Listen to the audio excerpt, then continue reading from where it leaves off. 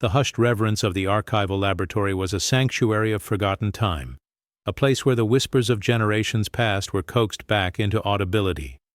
Dust motes danced in the precise beams of light, illuminating the focused faces of skilled restorers, their hands moving with the delicate precision of surgeons.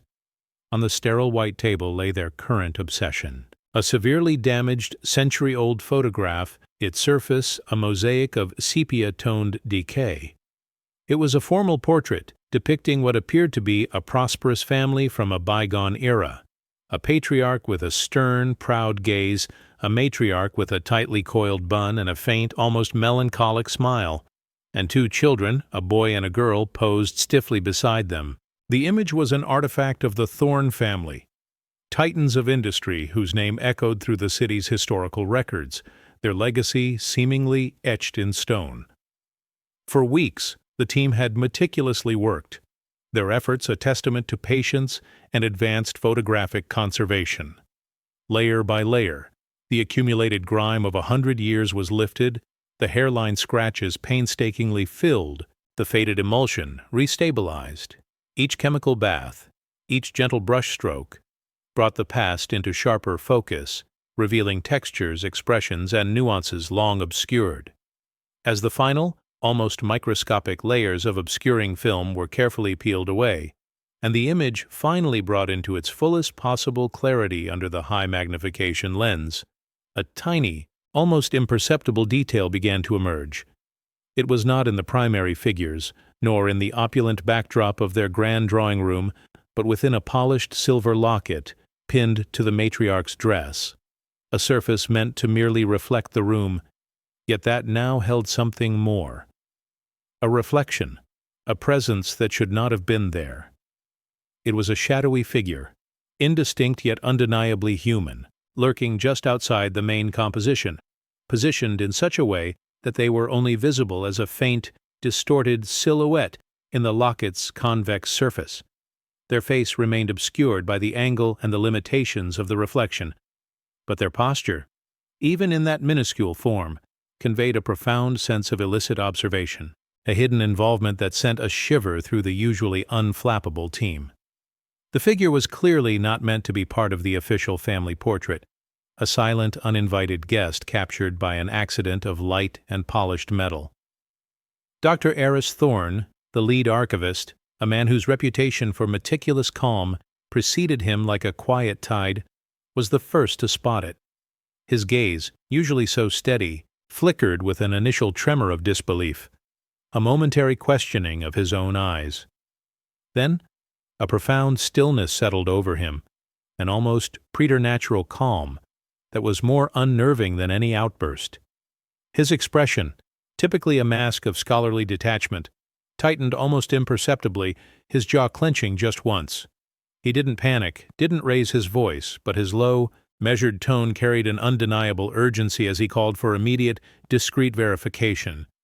The air in the lab grew heavy with unspoken tension, every breath held. The team responded with the practiced efficiency of a well-oiled machine. Silently, they deployed every advanced technique at their disposal: multispectral imaging, digital enhancement, cross-referencing with other photographs from the same period to confirm the locket's presence and the reflection's authenticity. They worked for hours, the only sounds the soft clicks of equipment and the rustle of their lab coats. With each confirmed data point, with every layer of digital noise removed, the shadowy figure in the locket's reflection became undeniably real, undeniably present. The initial impact was a shared, unspoken understanding that this wasn't merely a technical anomaly, a curious trick of light or a flaw in the old emulsion. This was a historical bombshell, a profound secret finally brought to light, hinting at a truth far darker and more complex than any of them could have imagined. It was a silent testament to a hidden narrative, a century-old mystery waiting to unravel. Finally, Dr. Thorne straightened, his gaze sweeping over his team, then back to the magnified image. His voice, still low, carried the weight of the revelation. "This reflection," he began, his words carefully chosen, "it changes everything we thought we knew about the Thorne family. It rewrites their legacy." He paused, allowing the gravity of his statement to sink in, the full, devastating impact of this revelation intentionally withheld, creating an almost unbearable suspense. The silence that followed was thick, pregnant with untold stories, with the echoes of a past that refused to remain buried.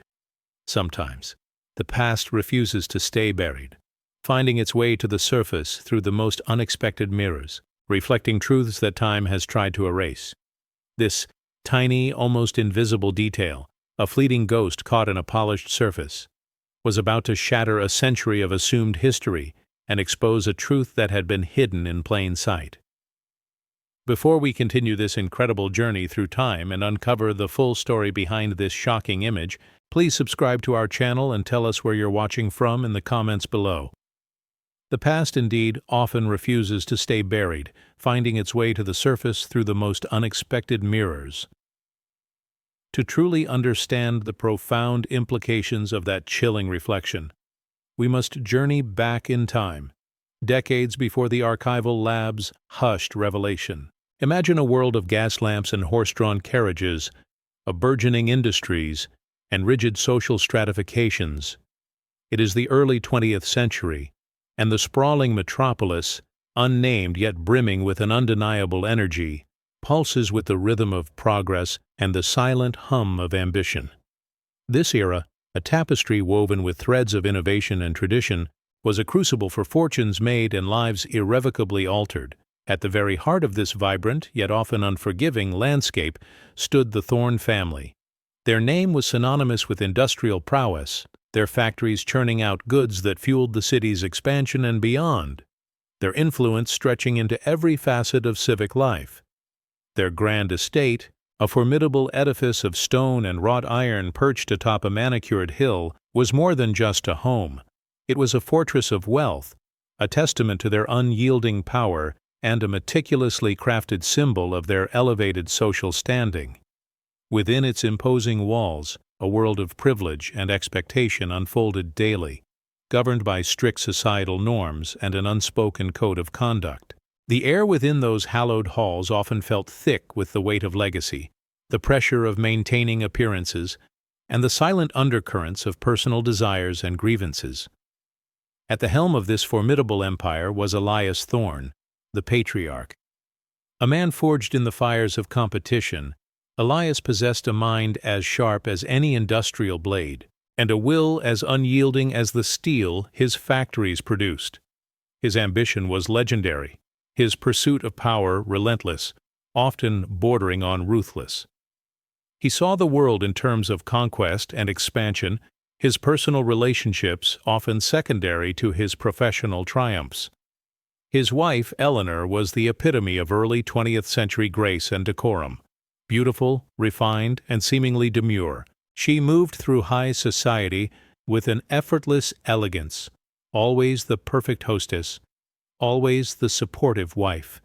Yet, beneath her placid exterior lay a quiet resignation, a woman who had long since learned the art of silent endurance within her gilded cage. Their children represented the future of the Thorne dynasty. Arthur, the eldest, was the heir apparent, groomed from birth to inherit his father's vast industrial kingdom. He carried himself with an air of entitled confidence, a product of a lifetime of privilege and unwavering paternal favoritism. His education was impeccable, his connections formidable, his path seemingly clear. He embodied the Thorne name, a mirror of his father's younger self, albeit one perhaps less tempered by the struggle of building an empire from the ground up. Then there was Clara, the younger daughter. Unlike Arthur, Clara possessed a spirited independence, a keen intellect that chafed against the restrictive expectations placed upon young women of her station.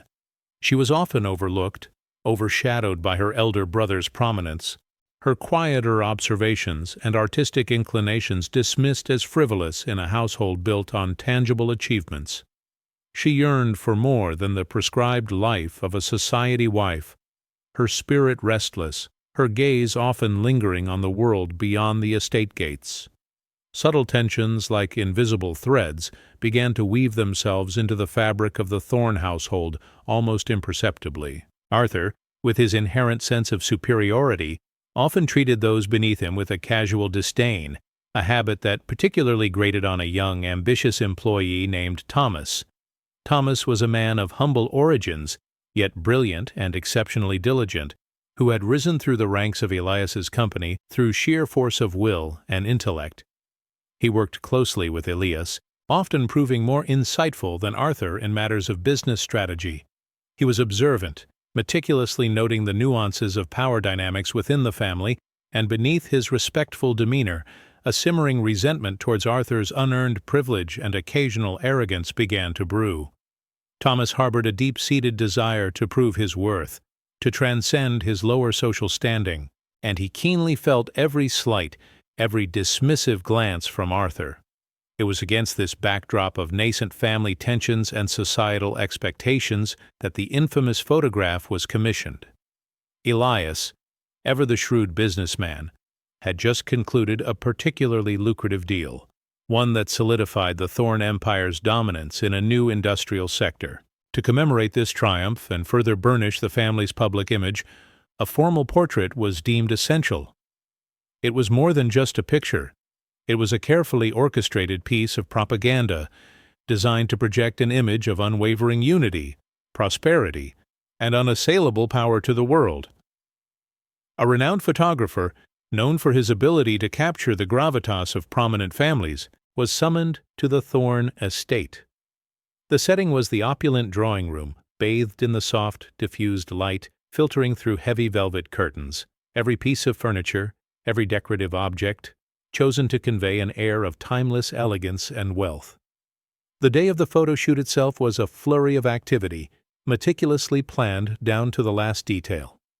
Garments were pressed, hair styled, and smiles practiced. Yet beneath the veneer of perfect family harmony, an undercurrent of unease rippled through the household. Clara felt like a doll, posed and repositioned, her own thoughts and feelings irrelevant to the grand tableau. Arthur, though outwardly confident, seemed distracted, perhaps already bored by the formality. Elias, ever the perfectionist, barked instructions to the photographer, ensuring every detail projected the desired image. Eleanor, as always, maintained her serene composure, a mask of quiet strength. And Thomas, the ambitious employee, was present, hovering on the periphery, instructed to ensure the smooth running of the household, yet keenly aware of his place outside the family's inner circle. He observed everything, his sharp eyes missing nothing, perhaps even then sensing the cracks in the carefully curated facade. The family's public image, a masterpiece of social engineering, stood in stark contrast to the intricate, often turbulent, private complexities that simmered just beneath the surface, waiting for an unexpected reflection to bring them to light. The demanding nature of Elias Thorne had cast a long, unyielding shadow over his household for decades, a shadow that shaped his children as surely as the finest sculptor shaped clay. His ambition, a relentless, burning fire, consumed not only his own waking hours, but also the emotional landscape of his family. Eleanor, his wife, had long since retreated into a passive acceptance, a quiet acquiescence that left a void where active maternal guidance might have been. This dynamic fostered an environment where Arthur, the eldest, flourished in an almost suffocating sense of entitlement. He was the heir, the chosen one, groomed for leadership with every indulgence and little genuine challenge. His arrogance was not born of malice, but of a lifetime of being told he was exceptional, of having his every whim indulged, leading to a casual disregard for those he deemed beneath him. Clara, however, existed on the periphery of this gilded cage. While Arthur was a mirror reflecting Elias's grand ambitions, Clara was a quiet, observant window into the true, often sterile heart of the Thorne estate. Her yearning for independence was a silent, persistent ache, a desire to be seen and valued for her own mind, not merely as a decorative extension of the family's wealth. She watched the subtle power plays, the unspoken resentments, and the carefully constructed facades that held their world together, understanding far more than anyone gave her credit for. Her observations were often tinged with a melancholy loneliness, a sense of being an outsider looking in, even within her own home. It was into this intricate web of family dynamics that Thomas, the ambitious young employee, found himself increasingly entangled. His backstory was a stark contrast to Arthur's pampered upbringing, a childhood marked by scarcity, hard work, and a fierce, almost desperate desire for advancement. When he first joined Elias Thorne's burgeoning enterprise, he harbored a genuine, if naive, admiration for the patriarch's business acumen and drive. He saw Elias as a self-made man, a titan he could aspire to emulate. But as he spent more time within the Thorne orbit, particularly working closely with the family, this admiration slowly, insidiously began to curdle into a simmering resentment. He witnessed Arthur's casual disregard for the family business, his flippant attitude towards employees, and his tendency to squander opportunities that Thomas himself would have moved mountains for. Thomas, with his sharp intellect and tireless work ethic, felt a growing indignation that such a dynasty should fall to someone so undeserving. These growing cracks in the family's polished veneer manifested in numerous, seemingly insignificant episodes that chipped away at the fragile peace. One particularly galling incident occurred during a critical business meeting where Thomas, after weeks of meticulous research, presented an innovative new strategy to Elias. Arthur, barely listening, interjected with a dismissive wave of his hand, publicly ridiculing Thomas's ideas as overly ambitious and unrealistic. The sting of that public humiliation, the patronizing smirk on Arthur's face, burned deep into Thomas's memory. It wasn't just a professional slight, it was a personal attack on his intelligence and worth, delivered by someone who had never truly earned his own position. Meanwhile, Clara faced her own quiet battles. Eleanor, ever the traditionalist, subtly undermined Clara's aspirations, pushing her towards what she considered suitable roles for a young woman of her standing: needlework, social calls, and the pursuit of a respectable marriage. Clara's attempts to discuss her interest in literature or the burgeoning women's suffrage movement were met with polite but firm redirection, a gentle but unyielding hand guiding her back to the expected path. Elias, consumed by the relentless pursuit of his empire, remained largely oblivious to these emotional needs and internal struggles within his family. He saw his children as extensions of his legacy, not as individuals with their own desires and complexities, fostering an environment of emotional neglect where unspoken grievances festered and grew. The grand estate, for all its opulence, was often a cold, lonely place, brimming with unaddressed feelings and simmering resentments. The memory of the photo shoot itself, intended to be a celebration of Elias's latest triumph, was revisited by both Clara and Thomas with a distinct sense of discomfort. Clara remembered the stifling silk dress, the heavy jewelry, and the forced smile she had to maintain for what felt like an eternity. She had felt like a prop, an inanimate object arranged to complete a perfect, artificial tableau. The photographer's constant adjustments, the demand for just a little more joy from her, felt like a performative lie, a stark contrast to the quiet turmoil within her.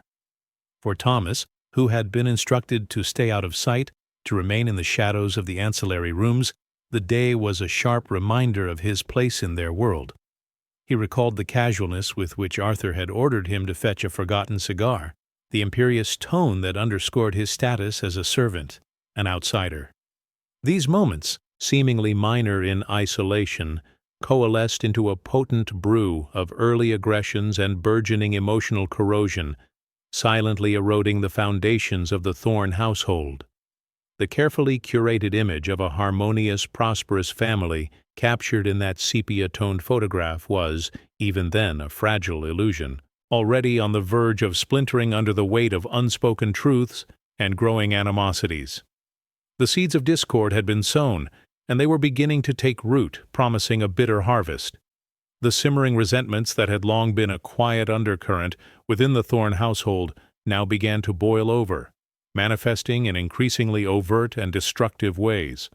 The grand, ornate rooms that once echoed with polite conversation now frequently held a palpable tension, often shattered by hushed but undeniably heated exchanges. Business decisions, once the exclusive domain of Elias Thorne, now became fraught battlegrounds where Arthur's impulsiveness clashed with Thomas's burgeoning influence.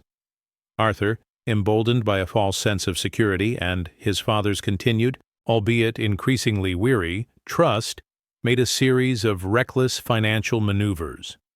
His investments were often speculative, driven by a desire for quick, flashy wins rather than sound, long-term strategy. Thomas, ever the diligent and analytical mind, would subtly attempt to mitigate these disasters, presenting alternative scenarios and carefully worded warnings to Elias. Each time he did, he cemented his own indispensable position while simultaneously highlighting Arthur's glaring deficiencies, a calculated dance that went unnoticed by Elias, whose focus was increasingly fragmented by the sheer scale of his empire. Meanwhile, Clara's quiet rebellion began to escalate. The subtle deflections from Eleanor were no longer enough to quell her growing spirit. Clara started to openly challenge her mother's traditional expectations, refusing to attend certain social functions or to entertain suitors she found insipid and intellectually shallow. These confrontations, though always conducted behind closed doors, were sharp and emotionally draining, leaving Clara feeling both defiant and deeply wounded. She yearned for a life beyond the confines of society's strictures, a yearning that was met with Eleanor's increasingly desperate attempts to maintain appearances, often resorting to emotional manipulation veiled as concern for Clara's future. The air in the house grew thick with unspoken accusations and frustrated desires, a heavy cloak that smothered genuine affection and open communication. Thomas, now practically Elias's shadow, found his power and ambition swelling with each passing day. He was no longer just an ambitious employee, he was a strategic player, keenly aware of the fault lines running through the Thorne family. He saw the cracks in Arthur's judgment, the weariness in Elias's eyes, and the quiet desperation in Clara's. These were not just observations. They were opportunities. His initial admiration for Elias had long since curdled into a cold, calculated desire to usurp Arthur's birthright. He genuinely believed himself to be more capable, more deserving, and the numerous slights he had endured at Arthur's hands fueled a relentless drive for retribution. He began to meticulously document Arthur's mistakes, compiling a private dossier of financial missteps and personal indiscretions, his mind working with the precision of a master chess player, planning several moves ahead. Every failed investment by Arthur, every careless remark, was a piece of ammunition for Thomas's inevitable ascent. The betrayals within the family began to manifest with chilling clarity. Arthur, in a particularly egregious display of carelessness, broke a crucial business promise to a long-standing partner, causing not only significant financial losses for the Thorne enterprise, but also a severe blow to its reputation. The fallout was immense, requiring Elias to personally intervene and salvage what little credibility remained. It was a costly mistake, both monetarily and in terms of trust, and Thomas ensured Elias was fully aware of the extent of Arthur's culpability. Simultaneously, Eleanor, under the subtle but persistent influence of Elias's desire for a politically advantageous alliance, manipulated Clara into a disadvantageous social engagement, pushing her towards a man of immense wealth but questionable character. Clara felt utterly betrayed, her mother's actions a stark confirmation that her own happiness was secondary to the family's social standing and financial security. Thomas, a silent observer to these unfolding dramas, did not merely watch. He actively exploited them. He would subtly feed Elias carefully selected information that cast Arthur in the poorest possible light, emphasizing his recklessness and lack of foresight while simultaneously highlighting his own calm competence and unwavering loyalty. He became Elias's trusted confidant, slowly but surely eroding the patriarch's faith in his own son. The psychological weight on each member of the Thorne family became almost unbearable. Clara felt increasingly trapped, her vibrant spirit slowly eroding under the constant pressure to conform and the crushing realization that her family would sacrifice her autonomy for their own perceived gain. The grand estate, once a symbol of aspiration, now felt like an elaborate cage, its gilded bars reflecting her growing despair. Arthur, meanwhile, remained largely oblivious to the insidious threat Thomas posed. He saw Thomas as a loyal, if somewhat overly diligent, servant, incapable of truly challenging his birthright.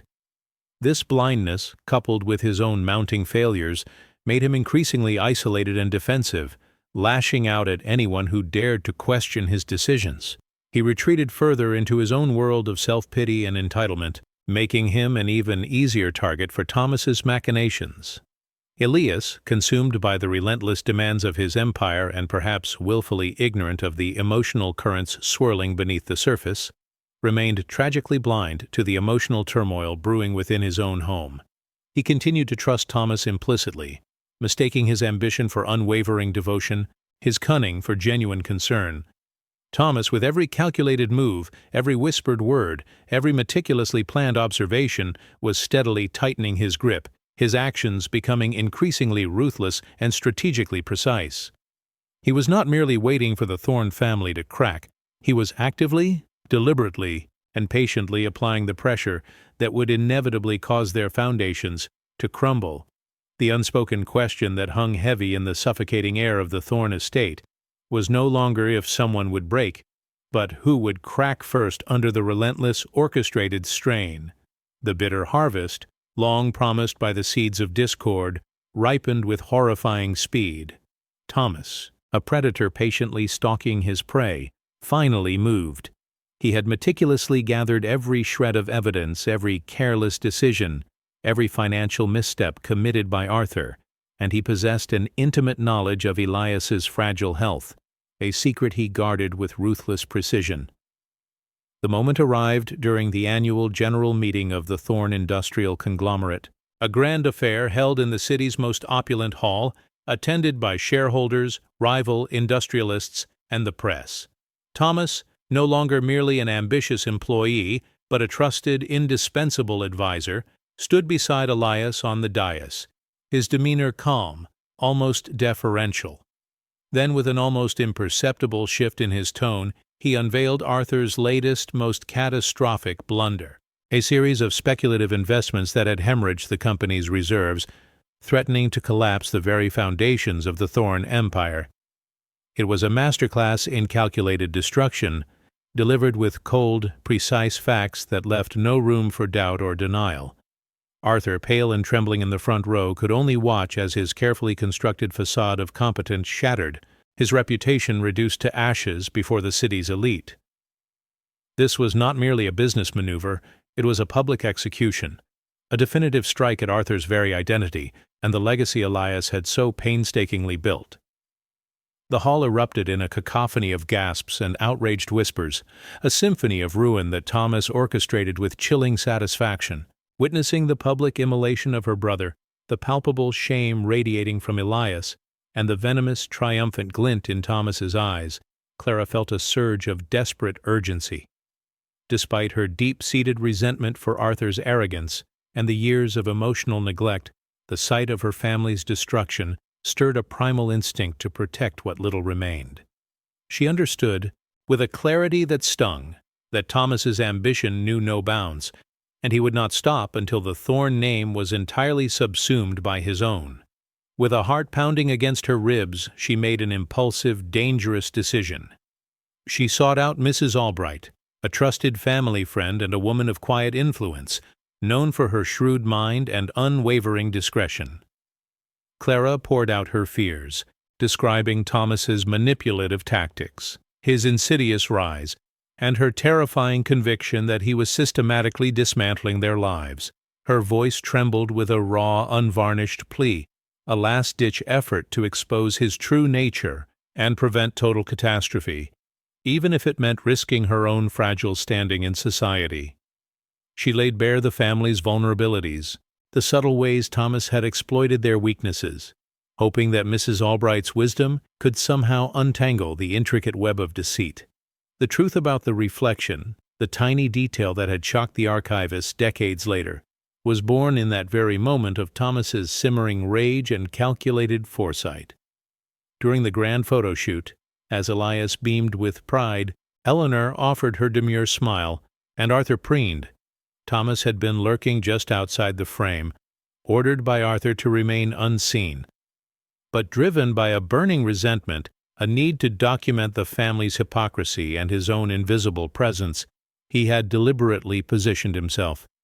There, in the highly polished surface of an antique silver tray, placed just so on a nearby side table, his fleeting image was captured. It was a ghost in the machine, a silent testament to his presence, his hidden observation, and the vulnerability of the very people who sought to erase him from their perfect portrait. He knew then that the reflection would be too subtle, too insignificant to notice immediately, a mere glint in the corner of a grand composition.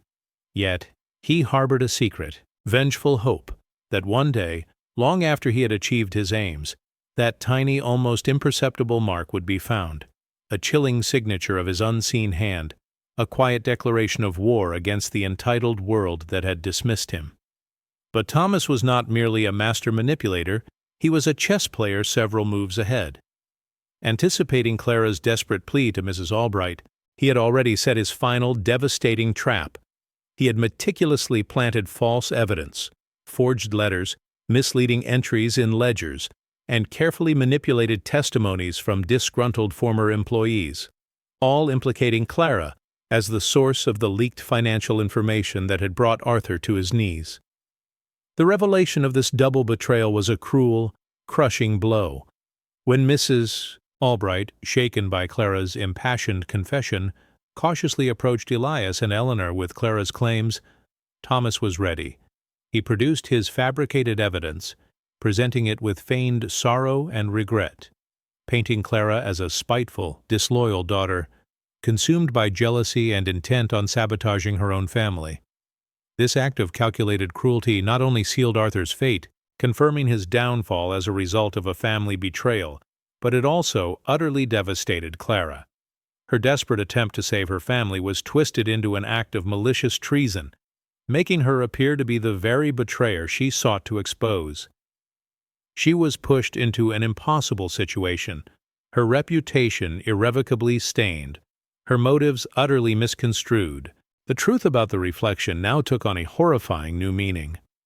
It was not just a symbol of Thomas's hidden agenda, but a stark prophetic mark of his ruthless declaration of war against the Thorne family, a war he was now decisively winning. The fallout was swift and brutal, a devastating storm that ripped through the meticulously constructed facade of the Thorne Empire. Elias Thorne, a man whose life had been synonymous with unyielding control and formidable ambition, found himself utterly undone. The public scandal, the damning evidence of Arthur's financial recklessness, all orchestrated by Thomas, struck him with the force of a physical blow. His robust health, once a symbol of his indomitable will, fractured under the immense pressure. A severe health crisis, a sudden, debilitating stroke, rendered him a shadow of his former self, his powerful voice reduced to a frail whisper, his keen mind clouded by confusion and despair. The patriarch, the very foundation of their world, was broken, and with his collapse, the entire family structure began to topple, leaving everyone reeling in its destructive wake. Arthur, once the arrogant heir apparent, now found himself utterly disgraced, stripped of his position and reputation in a single, humiliating exposé. The world he had so confidently expected to inherit had crumbled beneath his feet, replaced by a bitter wasteland of public scorn and familial disappointment. He retreated into a profound despair, a suffocating blanket of self-pity and resentment, his once flamboyant spirit extinguished. In his broken state, he lashed out, his bitterness finding an easy target in Clara. The fabricated evidence Thomas had so cunningly planted, framing her for leaking sensitive information, served as a convenient scapegoat. Arthur, incapable of confronting his own failures, clung to the false narrative, spewing venomous accusations that Clara, his own sister, had betrayed him, sealing his fate out of spite or jealousy. His words, sharp as shards of glass, tore at Clara's already fragile spirit, twisting the knife of injustice deeper. Clara's world, already precarious, imploded with terrifying speed. The moment the fabricated stories took hold, she became an instant pariah, a figure of public scorn and whispered condemnation. Social circles that had once courted her now recoiled. Doors that had always been open slammed shut in her face. Her attempts to explain Thomas's manipulative tactics, to unveil the insidious plot that had ensnared her, were met with cold skepticism, dismissed as desperate lies from a scorned sibling trying to deflect blame. The most crushing blow came from within her own home. Eleanor, her mother, blinded by loyalty to her stricken husband and disgraced eldest son, publicly disowned Clara. The words, delivered with a chilling formality, accused Clara of betraying the very name she carried, of tearing apart the family with her supposed recklessness. This public repudiation, coming from the woman who should have offered solace, was a wound that cut deeper than any other. Clara was left utterly isolated, cast out from her family, from society, grappling with a profound pain that felt like a physical ache in her chest, a shock so deep it left her numb, and a crushing sense of injustice that threatened to consume her entirely. The weight of the world, it seemed, had suddenly settled upon her young shoulders. Into this vacuum of despair and chaos, Thomas stepped with a chillingly calculated grace. He presented himself as the loyal employee, the diligent and incorruptible figure who, with a heavy heart, had uncovered Arthur's corruption and prevented the complete ruin of the Thorn Empire. With Elias incapacitated and Arthur disgraced, Thomas quickly consolidated power, his every move meticulously designed to project an image of competence, integrity, and unwavering dedication. He moved through the remnants of the Thorn business like a surgeon, expertly excising the damaged parts, all the while positioning himself as the indispensable savior. His public image was a masterpiece of deception, a man of humble origins who, through sheer hard work and moral fortitude, had risen to protect the legacy of his employer. He spoke with a measured tone, expressing feigned regret for Arthur's downfall and quiet sympathy for the Thorn family's plight, all while tightening his grip on their vast fortune and influence. The true architect of their ruin now stood as their purported redeemer, his ambition finally realized, his ascent seemingly complete. Yet, amidst the overwhelming despair and the suffocating sense of injustice, a flicker, a tiny spark of defiance, ignited within Clara. The initial shock began to recede, replaced by a cold, hard anger. The injustice, the blatant lies, the utter betrayal she had suffered at the hands of Thomas, and heartbreakingly her own family, fueled a nascent fire in her soul. She realized, with a clarity born of pain, that her initial desperate attempts to expose Thomas had been naive, born of a youthful belief in inherent fairness. The world, she now understood, was a far more ruthless and Machiavellian place. She could not simply speak the truth and expect to be believed. She had to fight, not just for her own name, but for the truth of her family's history, for the integrity of a legacy that Thomas was now twisting beyond recognition. This internal shift, subtle yet profound, marked the true beginning of her arduous journey. It was no longer about saving Arthur, or even about winning back her mother's affection. It was about justice, about stripping away the layers of deceit to reveal the ugly truth beneath. She knew the path ahead would be long, fraught with danger, and that she would likely have to confront a powerful, ruthless adversary entirely alone. But the alternative, to simply wither away in silence and disgrace, was a fate she now refused to accept. The spark had caught, and a quiet, unyielding resolve began to harden within her, preparing her for the battle to come. Clara, now an outcast, faced the harsh realities of a world that had once been hers by birthright. Stripped of her name, her wealth, her family's protection, she was utterly alone. The grand estate, the bustling city life she had known, all became distant memories, replaced by the unforgiving anonymity of the working class. She sought refuge in the city's less affluent districts, where her past was unknown and her shame, though ever present in her own heart, was not a public spectacle. Her hands, once accustomed to fine embroidery and turning pages of literature, now knew the rough texture of coarse fabric, the chill of scrubbing floors, the sting of lie from washing laundry for meager pay. Each day was a battle for survival, a relentless grind against hunger, exhaustion, and the gnawing loneliness that threatened to consume her. The social stigma, a silent, invisible brand, followed her like a shadow. Doors that once opened to her now remained firmly shut, and the few acquaintances who remembered her either turned away in embarrassment or offered pitying glances that felt like daggers. She learned to guard her heart, to trust no one easily, and to find strength in her own solitude. This period of hardship was a crucible, burning away the last vestiges of her privileged naivety, forging a resilience she never knew she possessed.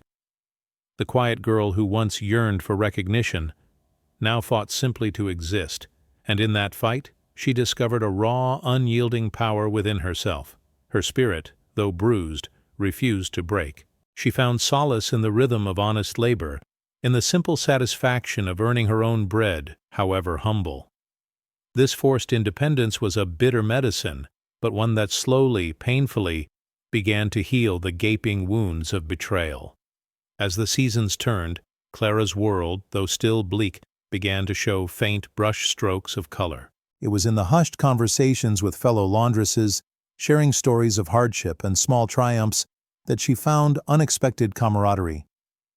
It was in the kindness of a widowed baker who offered her stale bread with a genuine smile, seeing not a disgraced socialite but a young woman struggling, that she glimpsed humanity's enduring grace. She encountered others, too, who had felt the sharp sting of Thomas's ambition. Minor suppliers whose contracts had been unfairly terminated, junior clerks subtly pushed aside, even former domestics from the Thorne estate, who spoke of his coldness and increasingly tyrannical demeanor behind closed doors.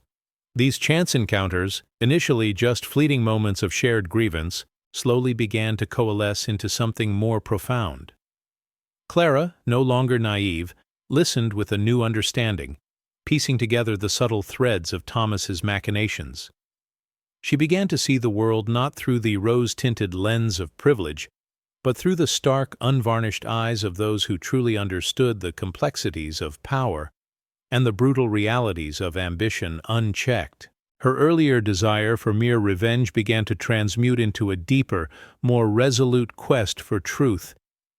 It wasn't enough to see Thomas suffer. She needed his carefully constructed edifice of lies to crumble, to reveal the true meaning of family beyond the superficiality of blood ties and public image. She realized her mother and Arthur were as much victims of Thomas's manipulation as she was, albeit unwitting ones. This understanding, painful as it was, gave her a quiet strength, sharpening her mind, transforming her into a strategic thinker. She learned to observe, to listen, to connect disparate pieces of information with a keenness she had never possessed in her sheltered life. Every overheard whisper, every discarded document, every sympathetic glance from a former acquaintance became a potential clue in the intricate puzzle she was slowly assembling. Meanwhile, back in the opulent yet increasingly stifling Thorne estate, Thomas reigned supreme. His control over the vast Thorne empire had solidified, his public image as the astute, benevolent savior meticulously maintained. He had woven a narrative of his own unwavering loyalty and competence so thoroughly that few dared to question it openly.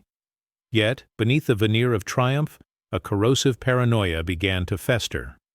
The ease with which he had seized power, the lack of true resistance, left him deeply unsettled. He saw shadows where there were none, interpreted every hushed conversation as a potential conspiracy, and became obsessed with suppressing any whispers of dissent, especially those that dared to mention Clara. He dedicated significant resources to ensuring her continued social and financial ruin, believing that if she remained utterly powerless and invisible, she could never pose a threat. His actions, once merely ambitious, now bordered on tyrannical. He dismissed loyal, long-serving employees on mere suspicion, replaced them with sycophants, and ran the Thorne businesses with an iron fist, alienating many who had initially supported him out believing in his promised reforms. The grand vision he had once articulated for the company became secondary to his desperate need for absolute control and the eradication of perceived threats. He lived in a gilded cage of his own making, haunted by the specter of exposure, forever looking over his shoulder, convinced that his past would inevitably catch up to him. The joy of his victory was slowly being eaten away by a constant, gnawing anxiety, a fear that the fragile foundation of his empire, built on deceit, could collapse at any moment. He was a king without peace, ruling over a kingdom of fear. Far from the clutches of Thomas's tyranny, Clara, now wiser and immeasurably more resourceful, began her meticulous counteroffensive. Her years of struggle had honed her into a formidable, albeit quiet, adversary. The network of sympathetic strangers and disgruntled former employees she had cultivated became her eyes and ears within the city. She learned to move discreetly, to ask the right questions without drawing undue attention, to connect seemingly unrelated facts with an almost intuitive brilliance. She began to uncover hidden ledgers, carefully tucked away by employees Thomas had overlooked, revealing fraudulent transactions and systematic embezzlement that had been attributed to Arthur.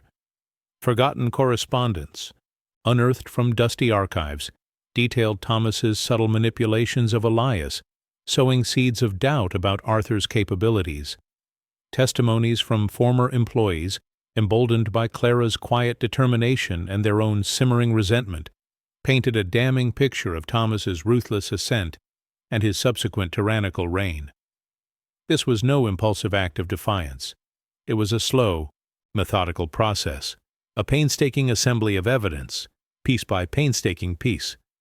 Clara spent countless nights poring over documents by candlelight, cross-referencing dates, identifying patterns, building an unassailable case. Her patience was infinite, her determination unyielding.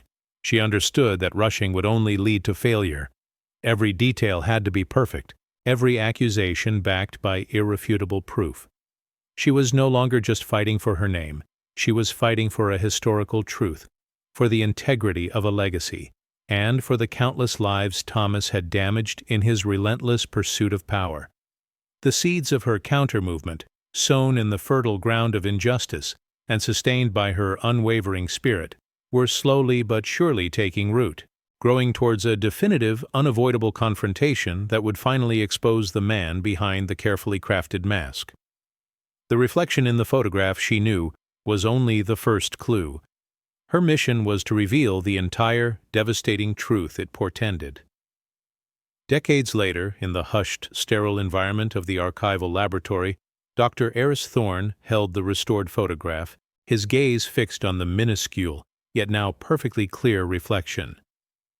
The sepia tones had given way to a startling clarity, revealing not just Thomas's shadowy presence, but a detail that sent a jolt through the quiet room. In the polished surface, distinct against the faint outline of Thomas's hand, was the unmistakable glint of a small, intricately carved silver locket. It was the same locket, known to have belonged to Elias Thorne, a cherished family heirloom that had mysteriously vanished on the very day the photograph was taken, only to be discovered later, cunningly planted among Clara's personal effects, sealing her supposed guilt. This single undeniable detail, captured unknowingly in a moment of hubris, now served as the irrefutable link, the final, devastating piece of the puzzle that Clara, in her long and arduous journey, had meticulously pieced together. The archivists, working tirelessly, had not only restored the image, but had also cross-referenced it with Clara's meticulously preserved journals and legal documents, records of her tireless investigations, her interviews with former Thorne employees, and her carefully catalogued evidence of Thomas's financial manipulations and subtle coercions. The photograph, once a mere artifact of a bygone era, now screamed its silent truth, a century-old confession brought to light, intertwining seamlessly with Clara's forgotten narrative to expose the full extent of Thomas's calculated betrayal. The reflection was no longer a mystery. It was a damning testament, a ghost from the past finally given voice. The revelation of the photograph, amplified by the irrefutable historical records Clara had amassed, triggered Thomas's swift and dramatic downfall. His carefully constructed empire, built on a foundation of deceit and stolen legacies, crumbled with breathtaking speed.